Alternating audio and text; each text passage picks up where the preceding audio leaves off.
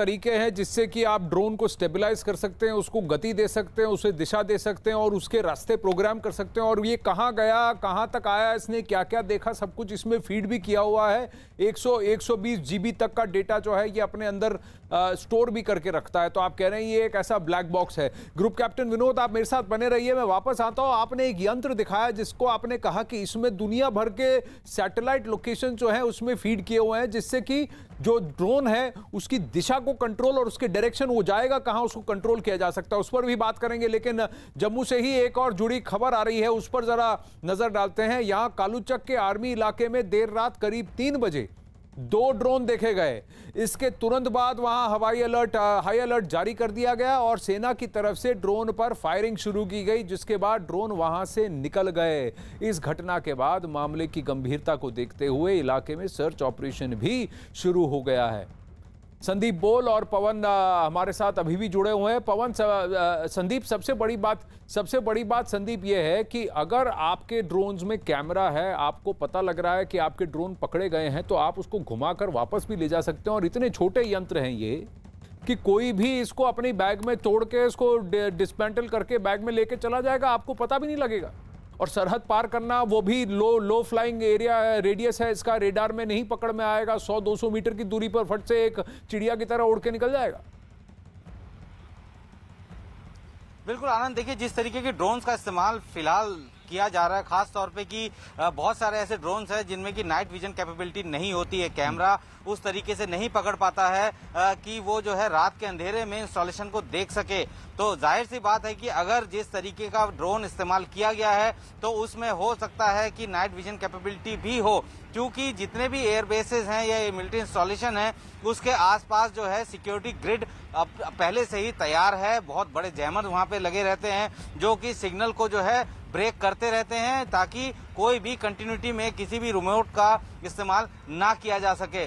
क्योंकि बहुत सारे ड्रोन्स ऐसे भी हैं जिसमें कि प्रोग्रामिंग कर दी जाती है, प्रोग्राम करने के बाद उसको उड़ा दिया जाता है, तो उसको कनेक्शन की जरूरत नहीं होती है।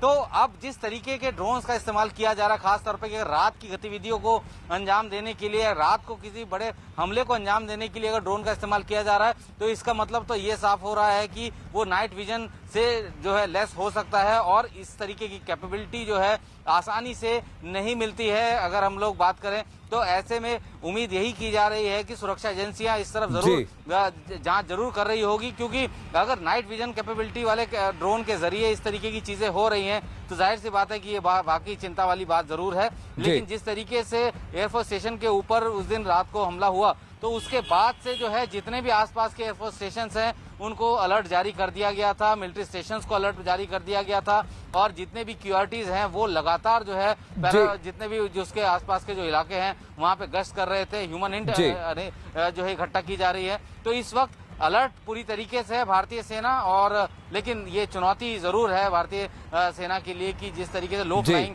फ्लाई करके जो है किसी भी तरीके का विस्फोटक जो है वो इस तरीके के इलाकों में भेजा जा सकता है। देखिए ये इसमें एक मोडस है। तेजिंदर सोडी भी हमारे साथ जुड़ रहे हैं और आप भी इसको जानते होंगे। तेजिंदर, 5 जून को जहां तक मुझे याद है थाना मंडी में भी एक बहुत बड़ी जब्ती हुई थी, वो भी ड्रोन की तरह से ड्रॉप किया गया था। और ये तरीका इन्होंने ऐसा अपनाया कि भाई ये घुसपैठिए तो नहीं भेज पा रहे, असला बारूद इनका पकड़ा जा रहा है, इनको वहां पर सरहदों पर आपने तारे लगा दी, मोशन सेंसर लगा दिया, तकलीफ कर दिया, तो इन्होंने ड्रोन से भेजना शुरू कर दिया। अब वहां पर भी हमने पकड़े तो सही, लेकिन इन्होंने उसके साथ साथ मादक पदार्थ भी भेजने शुरू कर दिए, जिसको कि ये आतंकवादी यहां पर इसको लोकल मार्केट में बेचकर पैसे कैश में कन्वर्ट करे। तो ये हवाला का दूसरा तरीका हुआ कि कैश भेजने की जगह मैं आपको मादक पदार्थ भेज रहा हूं, जिसको आप भेजिए और उसमें आप पैसे बनाइए। और इसमें 1-2 किलो का पेलोड यानी लाखों रुपए का आपने फंडिंग की, आपने तरीका कर दिया। तो 5 जून को जब ये देखा गया और अब ये जो 2 दिन में 2 घटनाएं हुई हैं, क्या इसका पॉइंट ऑफ ओरिजिन सरहद पार से है और एक ही एरिया से है, सियालकोट के आसपास का कोई एक एरिया है? देखिए, सूत्रों ने जो हमें अभी बताया है, नेशनल इन्वेस्टिगेटिव एजेंसी के सूत्रों ने ये बताया है कि ये जो ओरिजिन है इन ड्रोन्स का ये पाकिस्तान में हो सकता है। देखिए, जो एयरफोर्स स्टेशन पे कल रात को जो अटैक हुआ है वो लगभग यहाँ से कोई 13 किलोमीटर दूर वो इलाका है जहाँ से ये ड्रोन्स आए होंगे। कल रात को 2 ऐसी घटनाएं फिर से अंजाम देने की कोशिश की जब रत्नूचक और कालूचक मिलिट्री स्टेशन पर 2 ड्रोन जो हैं वो देखे गए हैं। हमारी खबर की पुष्टि भारतीय सेना ने भी की है। उन्होंने कहा है कि रात को 2 ड्रोन्स की एक्टिविटी वहां देखी गई थी, जिसके बाद जो अलर्ट ट्रूप्स थे भारतीय सेना के, उन्होंने इन ड्रोन्स पे फायरिंग की। उसके बाद ये ड्रोन जो है वापस चले गए। तो आपका ये कहना बिल्कुल सही है कि पाकिस्तान की जो नापाक हरकतें हैं, जबकि भारतीय सेना लाइन ऑफ कंट्रोल पे बीएसएफ अंतर्राष्ट्रीय सीमा पे पूरी तरह से मुस्तैद है, किसी भी तरह की घुसपैठ को नाकाम किया जा रहा है। कुछ दिन पहले आपको याद होगा कि टंगधार में एक घुसपैठ की कोशिश की गई थी पाकिस्तान द्वारा, लेकिन उसको भारतीय सेना ने विफल कर दिया। उसके बाद भी आतंकी जो थे हथियार छोड़ के भाग गए। पिछली बार भी कई ऐसे इंसिडेंट हुए, जैसे आपने थाना मंडी की बात की, वहां पर भी पाकिस्तान की तरफ से ड्रोन का इस्तेमाल करके हथियार भेजे गए।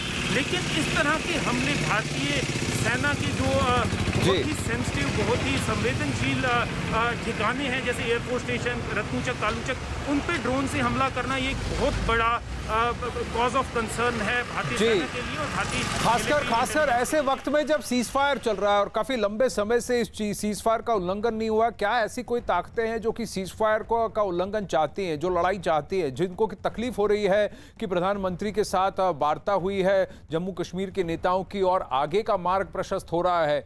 क्योंकि CNN न्यूज़ 18 के मनोज गुप्ता की खबर है कि जम्मू के एयरफोर्स स्टेशन पर हुए ड्रोन हमले के पीछे पाकिस्तान की सेना और ISI का हाथ है। अब खुफिया सूत्रों से मिली जानकारी के मुताबिक इस हमले के लिए ड्रोन में अत्याधुनिक GPS तकनीक का इस्तेमाल किया गया था। वहीं शुरुआती जांच के बाद NIA ने इस मामले में 2 संदिग्धों को हिरासत में लिया है। पूछताछ में ये बात भी सामने आई है कि जो वेलीचराना बस्ती से इन दोनों ड्रोन को ऑपरेट किया गया है, ये बस्ती एयरफोर्स स्टेशन से महज 500 मीटर की दूरी पर है। तो अब कई सारी बातें आ रही हैं